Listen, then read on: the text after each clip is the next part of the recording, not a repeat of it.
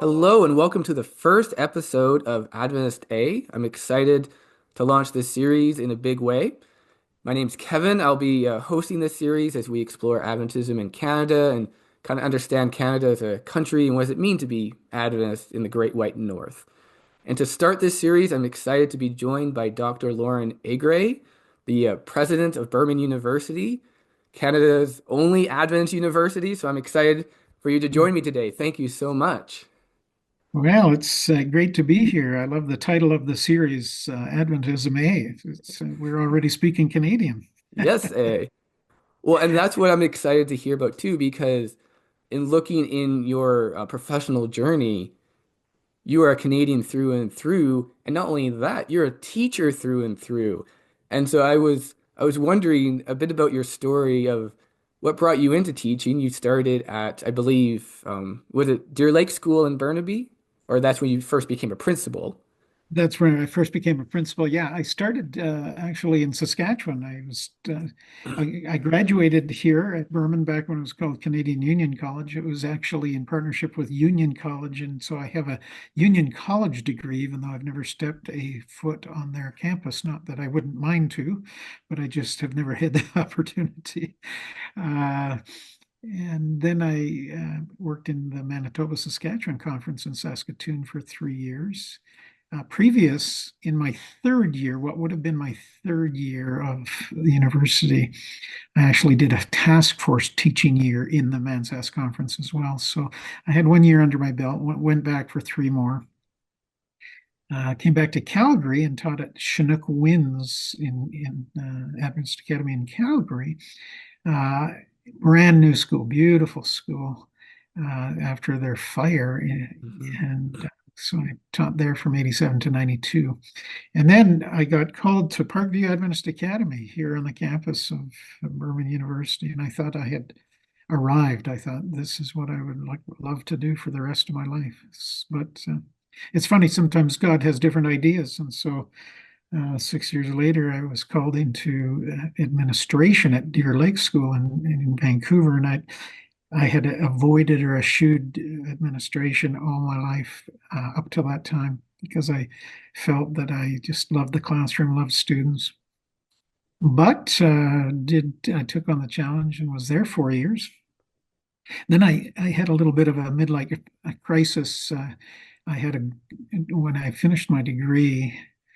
I had a goal to finish a master's by 30 and a PhD by 40, and I was successful in my master's degree, but I had hit my 40s and hadn't even started on a PhD. So, with four kids, one here at Berman, one at PAA, two in church school, younger, I quit my day job, went back to school to do my doctoral work. But I have to say, much thanks to my dear wife, Shelley, who carried the ball for us for 2 years. I said to her, um, would you be willing to continue to live in poverty for a couple more years while I do my studies, doctoral studies, because uh, we had always lived under the poverty line, it turns out.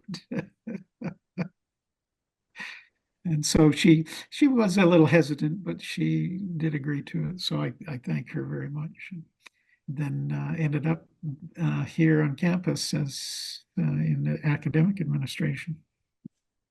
Yeah, that's quite the journey of seeing these different schools, of course, across different provinces.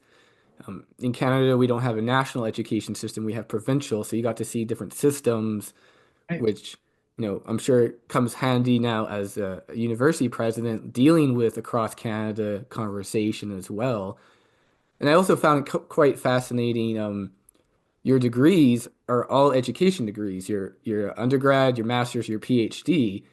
And so that's also kind of a unique thing because I think you're the first university president I've met that has a PhD in education, which you would think is kind of the standard norm, but it isn't.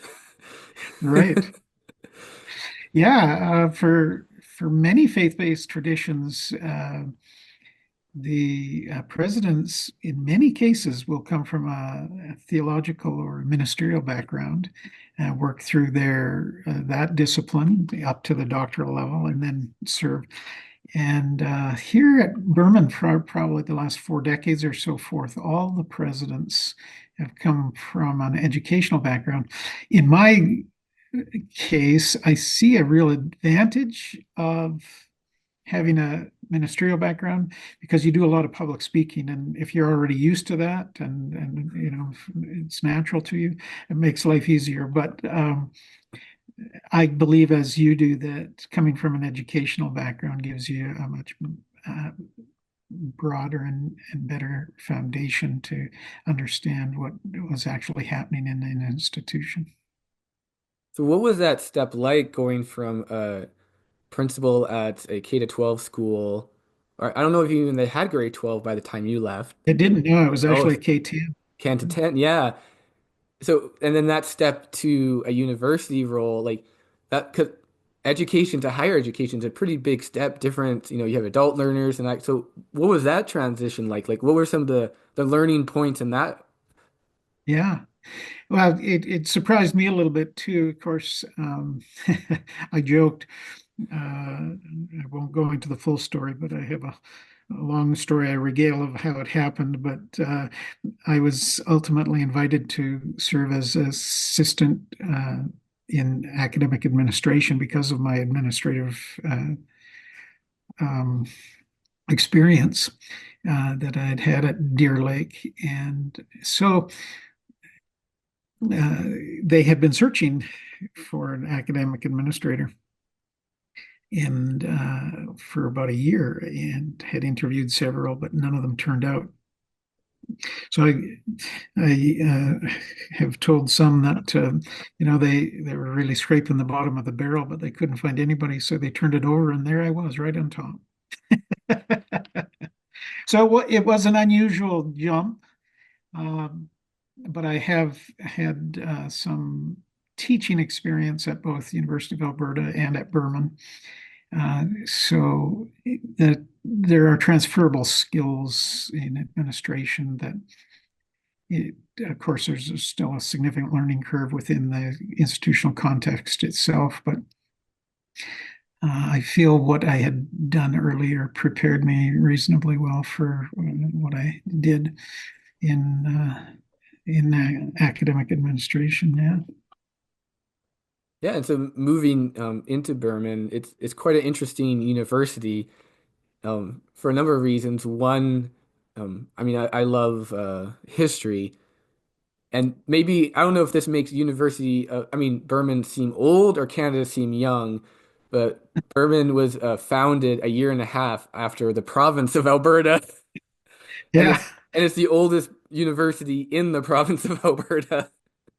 Our pioneers, our forefathers, not just at Burn, but within the Adventist church itself, were very forward thinking, very visionary, very moved uh, with strong conviction into what they believed was a strong future.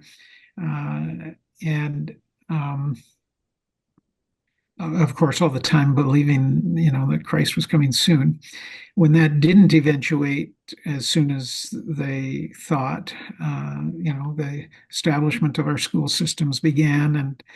And so as I look back and how bold and how brave they were, for example, the Burmans, just the embodiment of true Christian service. He was the conference president at the time. Uh, in 1906, which, yeah, about a year, just over a year after the province of Alberta was formed, he said, "What we need to do is have a school to teach people how to sell books, how to be colporteurs, actually." And so in January, I think it was the 4th of 1907, they rented a second floor of the sorry, not Lacombe, the Leduc Record newspaper office and taught classes for about 3 months. And before the end, he said, we need more than this. We need an actual school for our young people to come to. And he and his wife were so committed, so dedicated. Some interesting stories when they decided that they would build, actually, the first school was a secondary school. which was still fairly unique in Western Canada at the time. Um, they took about 18 students out west and 19 students, I think it was. They cut down about 1,800 trees. They went logging, cut the trees down, floated them down the North Saskatchewan River into what today is part of Edmonton, had them sawn into lumber at a sawmill on the river's edge and shipped them down to Leduc, which is just south of Edmonton, and built the first school there. And then about 2 years later, 1909, the town fathers of Lacombe came and said, if we gave you 40 acres of land and $5,000, which today would be about $175,000, um, would you move your school to Lacombe? And that's how we ended up on the hilltop here in Lacombe, Alberta. Yeah, and I was reviewing the history and yeah, like the Leduc farm, that's kind of the phase it's known as. And what struck me is while they were building it, they all lived in tents. Yeah, And yeah. They and were and hard. yeah, and for the audience to know, like this is middle of Alberta, Edmonton, minus 40 is a reality, and that's the same in Fahrenheit and Celsius. That's right. And your dormitory was a tent in minus 40 because I think they finished the dormitories in like January or early February. And yeah, they sustained Yeah, themselves by logging. Like that was kind of the business. And then they got a farm going and then yeah, moved to Lacombe where the current campus is. yeah. And like these people had a vision that transcended temperature and comfort and now we So get to rest in that. I, And I grew up in a family. My father was a logger. And as I think of what Berman did, and what I worked for my father in the bush for during the summers between school years, and I know how what a very labor intensive, difficult occupation that is. I'm not sure that I would go out and chop down trees to cut into lumber to build a school. But yeah, he had a real vision for a strong school, and therefore, even though there was a lot of questioning, maybe some controversy even about the change of the name of the school, I think by choosing to honor the forefathers, Mr. and Mrs. Berman for mother, I guess. Of it really shows a respect and an understanding of that true and clear dedication of establishing a school for young people in Canada. yeah, Berman has gone through quite a few name changes because it was yeah, the Leduc Farm School, then a junior academy, and then there was an industrial academy name.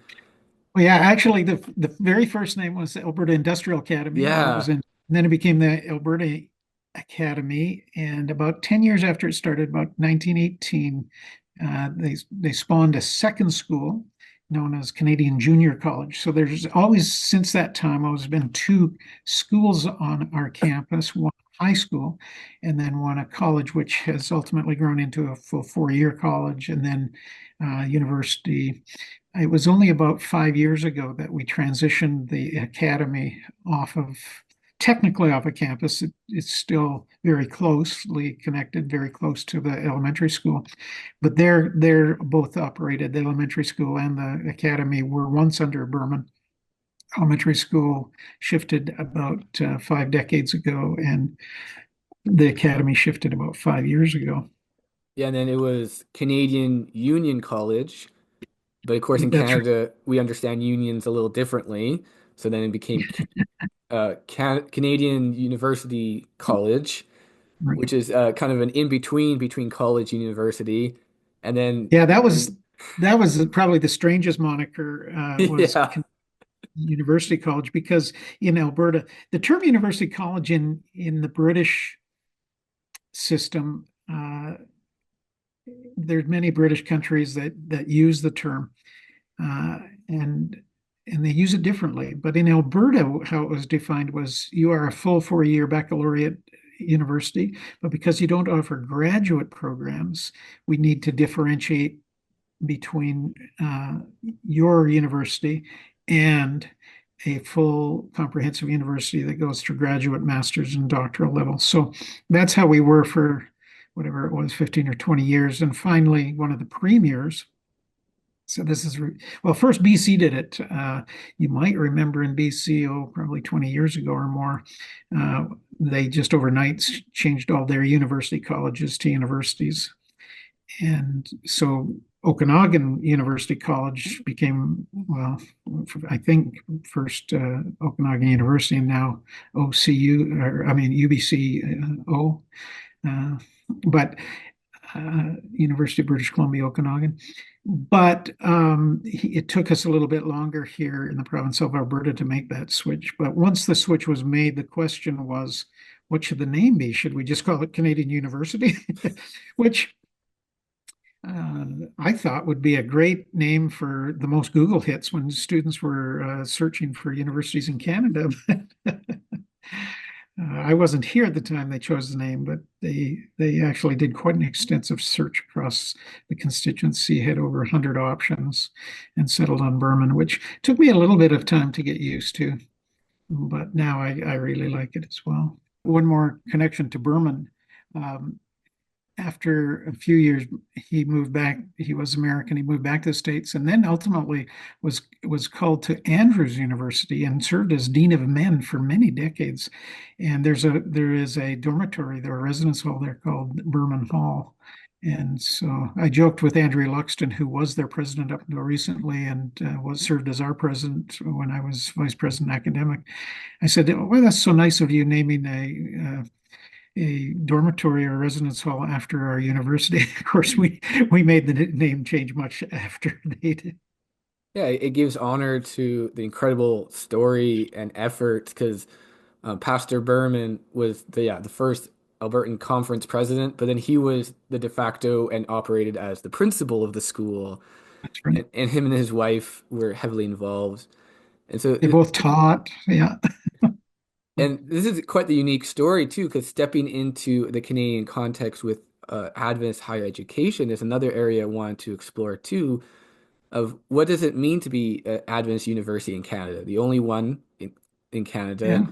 and of course situated in Alberta, which is one of the more friendlier provinces to private education, along with BC and Quebec.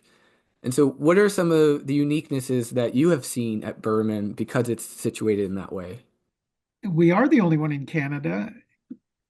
Probably as the reality is that our Seventh-day Adventist Church in Canada, or the Union, is the smallest in all of North America. And we only have about 75,000 members in all across Canada in the 10 provinces and 3 territories. And so at one point we did have 2 colleges. We had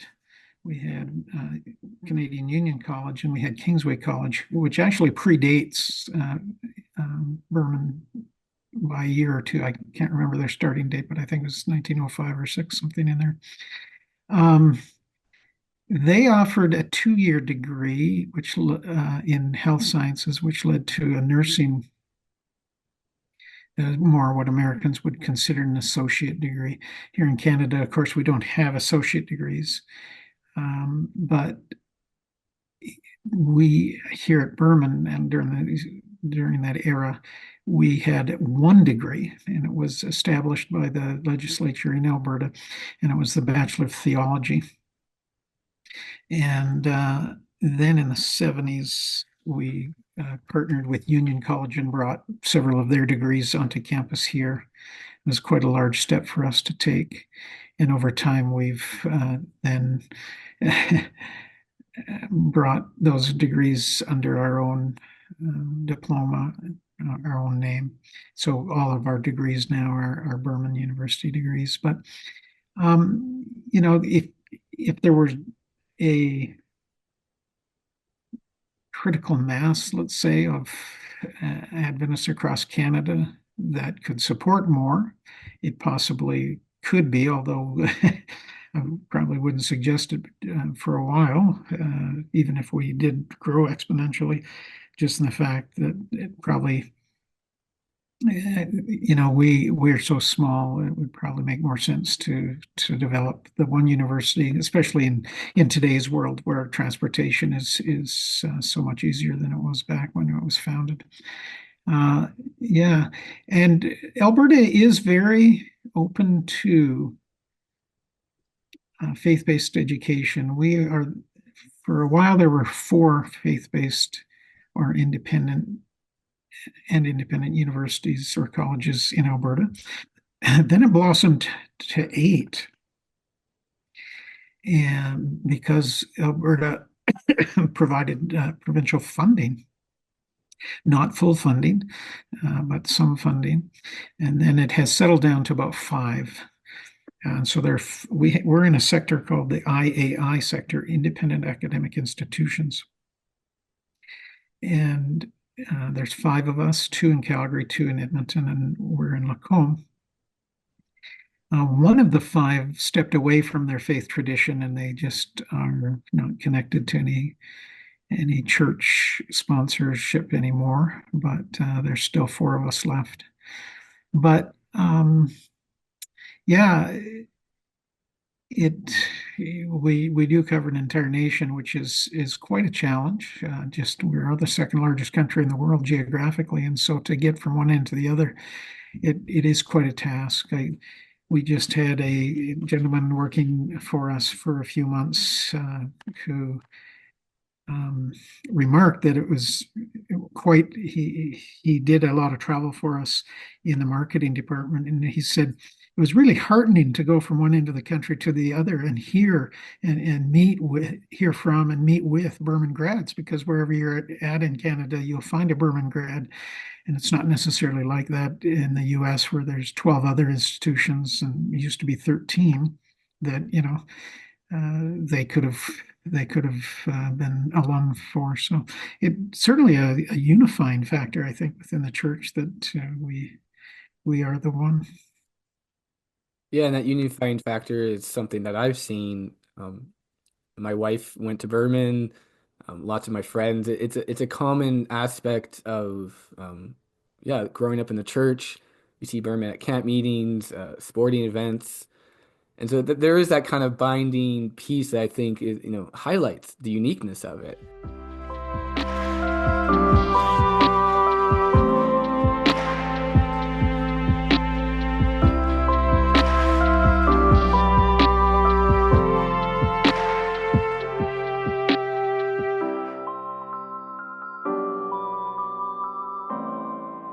What does Berman bring to the average student who maybe isn't so keen on specific Adventist education, but like what's there with Berman beyond the title?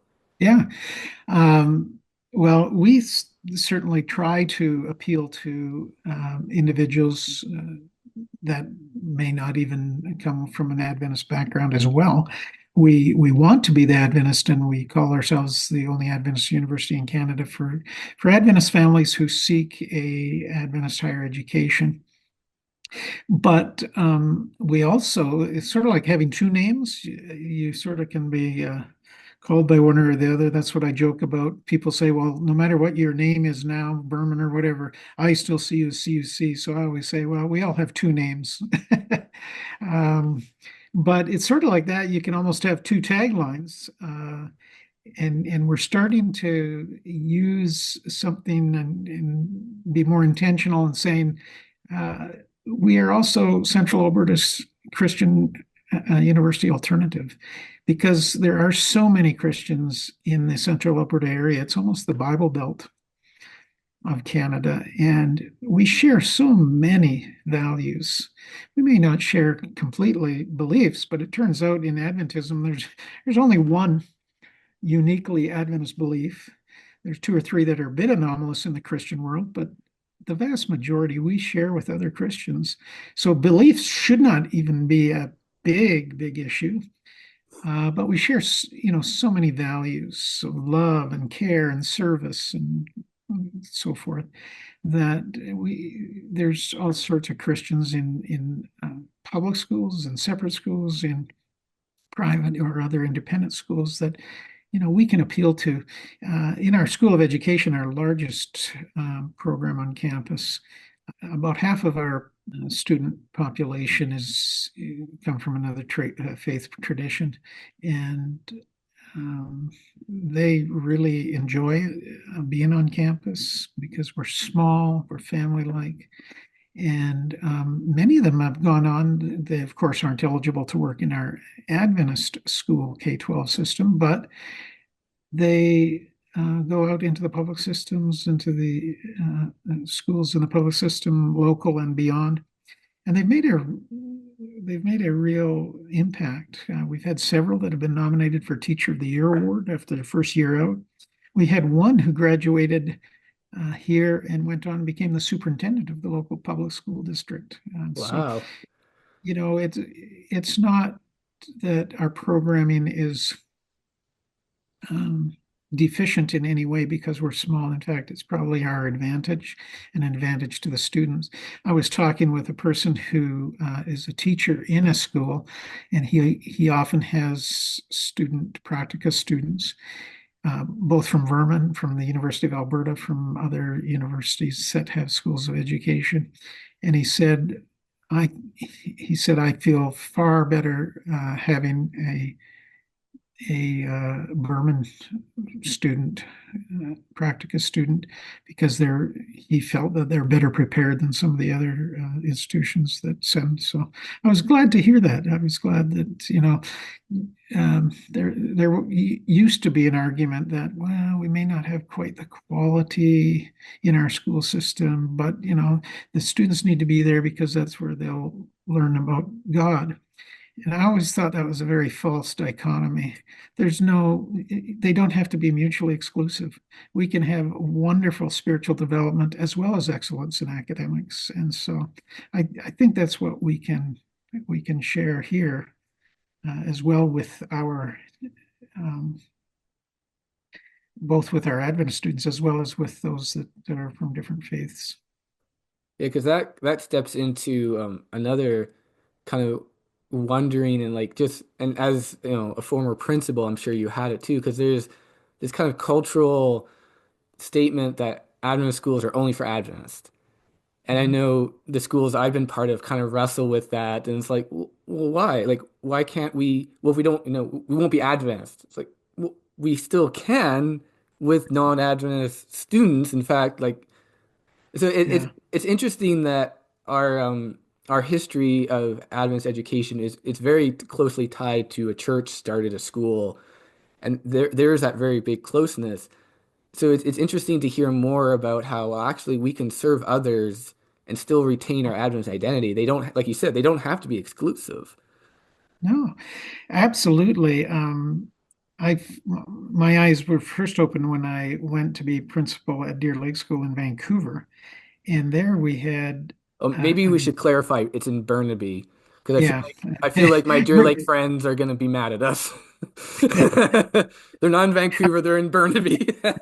I was thinking of the larger audience that might know where Vancouver is. It is Yeah, true. It's which is right next door to Vancouver. It's within yeah. the Vancouver, Greater Vancouver Municipal District or area. But yes, it is in Burnaby. You're right.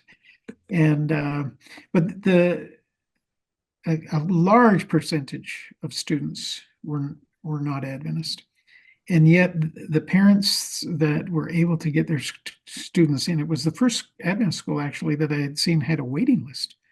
And we would open it up enrollment, applications for enrollment in the spring, only to Adventists. We'd say, okay, here's your chance. The school is open. Please take the opportunity now because after this date, we're going to open it up to the local community. And anyone who shares the same values and has an affinity with those values will be welcome. And they would come, well, yeah, that's a little far, whatever.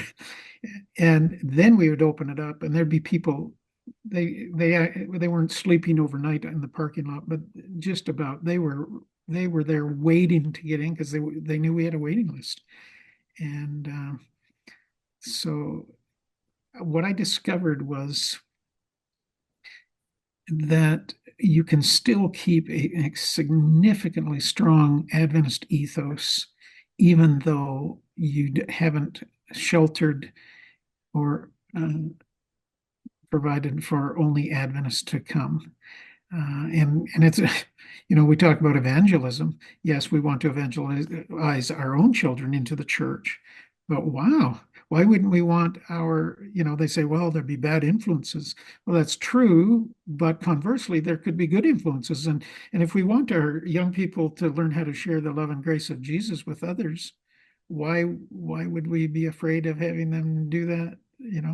And that was reinforced when I went to Thailand as president of Asia Pacific International University. 45% Buddhist, 45% Adventist, and 10% other. And we had all these Buddhist students on campus. We actually had, in the nursing program, our lawyers program, we had the majority of the faculty were Buddhist, Oh, but wow. they were the most. I used to laugh and say these are the best Buddhist Adventists I've ever seen, because they were in total alignment with our mission and values. And second weekend of each term, the Buddhist professors would have their Buddhist students up at Vespers on Friday evening singing songs about Jesus.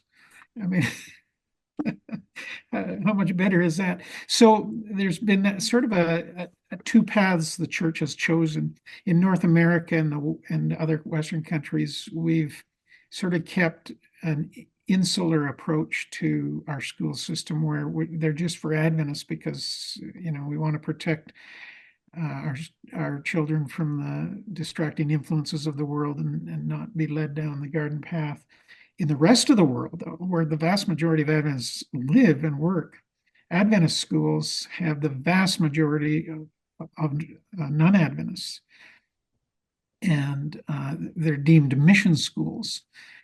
And I feel that the mission school model may not absolutely totally translate into the North American context, but I think a nice hybrid of, yes, we want to have a strong Adventist ethos, educational philosophy, understanding that this is an Adventist school, but everyone that resonates with that type of philosophy is more than welcome to come.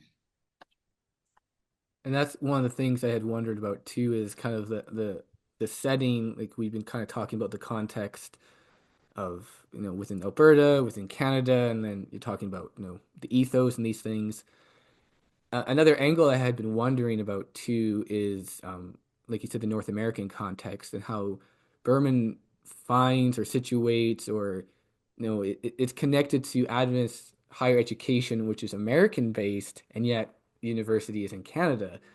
So I've wondered, like, has there been tension, or is there kind of a translation of, well, here's, Adventist philosophy, which is American based, like you said, most of the institutions are in the States. Our church was started in the States. Very Canadian of us to say the States. I learned that that's a Canadian way to reference America. So, what's it like for Berman being in a very heavy American Mhm. model and philosophy, but yet having to answer to, Alberta legislator, kind of Canadian context? Like, what's that been like? Yeah. Well, it's certainly an interesting balancing act. You're right. The American Adventist educational system was very influential, and so the models, the policies, procedures, and practices were transplanted here at Berman. And over the years, I wouldn't say, it was just sort of natural to follow them. I wouldn't say it was totally intentional, saying we want to be an American university in Canada, but it just happened that that's what happened. But more recently, especially after we've been granted our own degree status and not having to offer degrees in conjunction with, say, Union College, we've we've started, I would say, moving away from the strict American model. And the reason for that is Canadian higher education, or as we call it here, post-secondary education. It doesn't have quite the same nice ring to it, I don't think, but as higher education. But it is done differently here in Canada, and so we are credited by the AAA or Adventist Accrediting Association. And so we follow their rules. And it's fairly easy for us because Canadians and Americans are fairly similar. When I was over in Asia, I discovered that those same rules did not translate well at all. And so it was difficult for teams, accreditation teams, because they're looking through the lens of an American model and they not quite understanding why this isn't, the way it is here on this campus. But, the way they did things was very different. Here in Canada, they're closer, so we don't have quite as much differences. But more recently, we don't have accreditation. That term is not used in Canada. That's an American term. The gold standard is the regional accrediting associations across America. There's several of them. For example, Walla Walla is under one, I'm not thinking of its name right now, but La Sierra, Loma Linda, PUC are under WASC, the Western Association of Schools and Colleges. Many Union College, Andrews, Kettering are under another one, North Central, but it goes by another name, which is just not coming to me right now. But anyways, the regional accrediting associations are the ones that you would think national would be what was sought after, but it's not. It's regional, and so in Canada, we have it's set in each province, and in Alberta, we have what is known as a at arm's length. It's not a government agency; it's at arm's length to it. It's called Campus Alberta Quality Council (CAQC), and they don't accredit a university; they approve the degree programs. So it's called degree approval. And so all of our programs here have to meet the standards of Alberta degrees. And so, just like the University of Alberta, the University of Calgary, and the 26 total institutions in Alberta, we have to, we meet the same standards with the degree approval process. And so, some people say, well, you're small, you can't have the quality and so forth, but we do, we meet all those standards. And so that's a difference. And so yes, we have to balance between what the church expectations, which are based on American standards, as well as what the local context, the Alberta standards are. Fortunately, Alberta and Canada are deemed to have universities that are very top rate internationally. Well, no, I shouldn't say many, but several of our Canadian universities are in the top 100 in the world. And U of A, for example, is in the top 100, University of Alberta. But we meet the same standards as the University of Alberta. So yes, we sort of have to walk the two paths.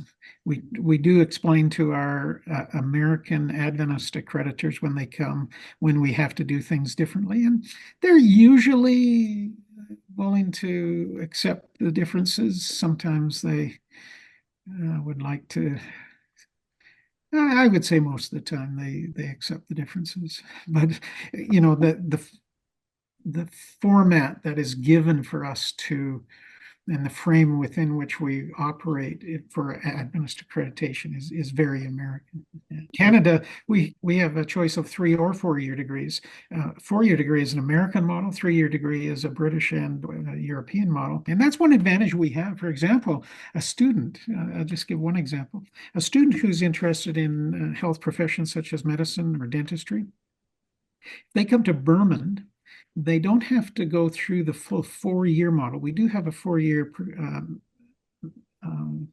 pre-professional medical track in biology, but they can actually, if they choose, they can take the 3 year biology degree, ensuring they have all the prerequisites for medicine. I mean, I'm assuming you and I probably could nerd out about curriculum and education theory for a long time That's because true. how you learn is, just as important as what you learn. And I think Yes. sometimes we forget Absolutely. that. Like, I remember I had a conversation about going to Berman and some Christian universities, and my friends like, well, you could go to a public school for the same thing at a cheaper rate. Like, yeah, but you don't get it. Like, how you learn something is what you carry and how you become creative or professional. Like, there's more to education than knowledge and information, but there's that wisdom underneath and that formation piece. And Yes. that, And that's what we emphasize here, along with all of our North American and worldwide 118 university and colleges, and at the K-12 system too. We have over 2.3 million students in K-12 and then through 16 and up into graduate and professional schools worldwide. I mean, we're the largest system in Protestant parochial school system, but that's what yeah, there's more than just the explicit curriculum. There's the word that comes to mind is hidden curriculum. Yeah, I wouldn't call it hidden. I would say maybe the passive curriculum, uh, or sometimes it's intentional. But we want to train and have people understand that it's important to be healthy.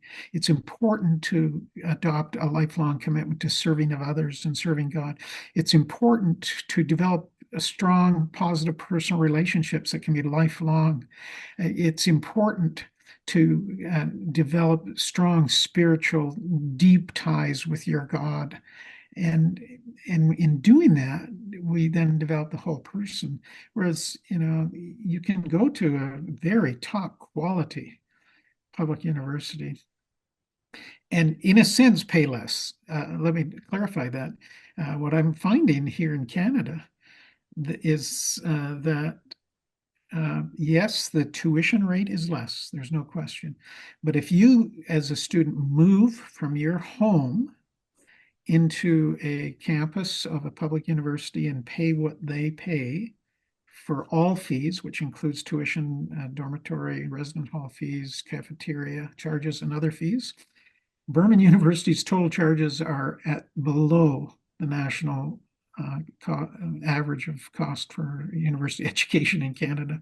So yes, we have higher tuition fees, but we make it up in lower fees otherwise, and we're actually at or below the national average. I like how you phrased it too.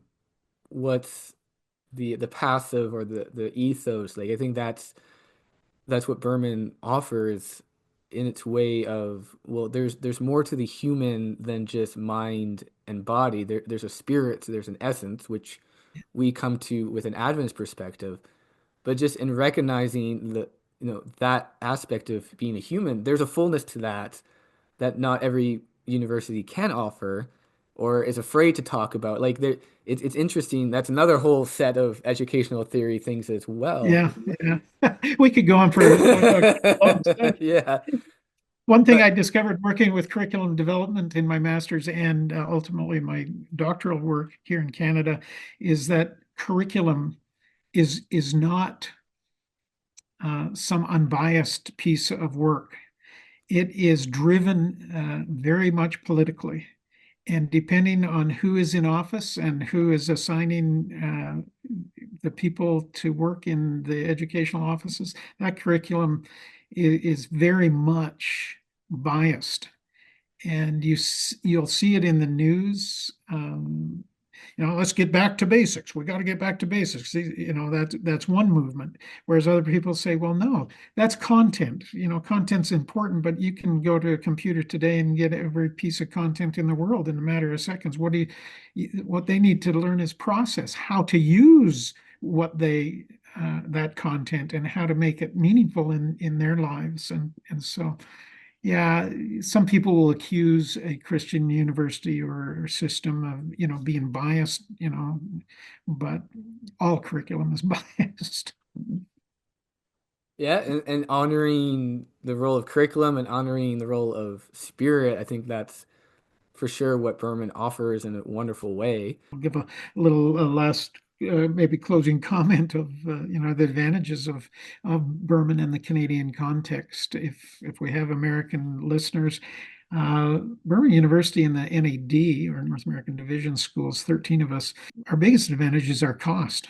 Not only is there usually a significant advantage in exchange rate from US dollars to Canadian dollars, but our costs are significantly less. So we're at about 50% or less than any of our other institutions. So if that's a concern, that's a big advantage to us. And then just being as small like we are, we really have a family type atmosphere.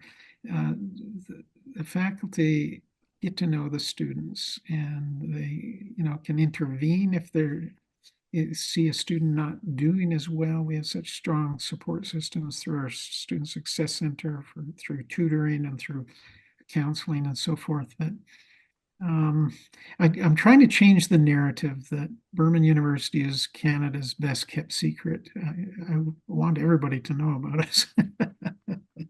Well, thank you for sharing more about this hidden secret, and hopefully we can open it up so that more Adventists and more people in general will see the wonderful offerings that Berman can have to the complete person for their holistic journey, more than just a degree, but something deeper.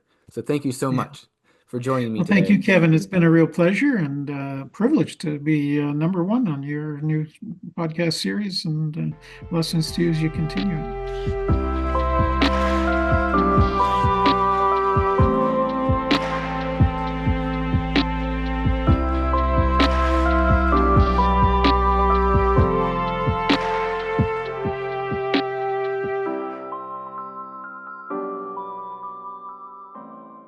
Thanks for listening. Here are some acknowledgments that make this podcast possible. First of all, these conversations are hosted on the ancestral and unceded territory of the Okanagan people. Also, a big thanks to our Spectrum producer, Alexander Carpenter, along with Bryce Hadlock, our editor, Jared Wright, our graphic designer, and Jared Jameson, our audio producer. Conversations like these cannot happen without the continued support of donors like you. So thank you so much for giving to Spectrum and making this possible. Until our next conversation, have a good one, bud.